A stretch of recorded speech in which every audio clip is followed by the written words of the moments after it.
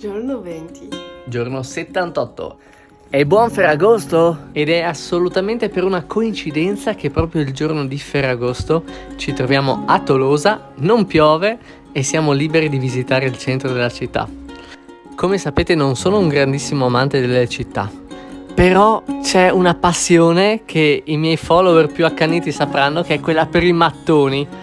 E Tolosa si chiama la città rosa proprio perché è piena di mattoni, è uno spettacolo. Ed è anche la città dalla quale inizieremo a percorrere il vero Chemin de Saint-Jacques de Compostelle, il cammino di Santiago de Compostela in Francia.